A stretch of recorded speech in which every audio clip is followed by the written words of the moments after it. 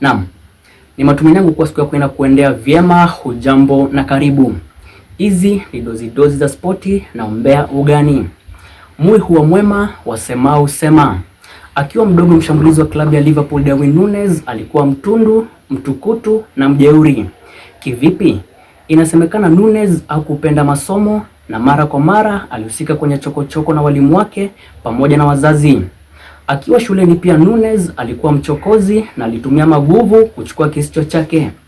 Wakati mmoja akiwa mwanafunzi wa junior school nchini Uholanzi, mwalimu wake wa darasa alimfumania kipiga mtindi kwa maana ya kulewa. Alipopewa barua na mwalimu ya kumwita mzazi nyumbani, Núñez alirarua machoni pa mwalimu na akaondoka kwa madaha. Hali hii ilimfanya kufukuzwa shuleni akiwa na umri wa miaka 12. Inasemekana pia Núñez akiwa darasani alikuwa kisubutu, lakini nje ya darasa alikuwa mwanafunzi mweledi wa kusakata kandanda pamoja na kuwachokoza wenzake. Hadi wa leo Darwin Núñez wana hasira nyingi, kila anapochezewa ndivyo sivyo.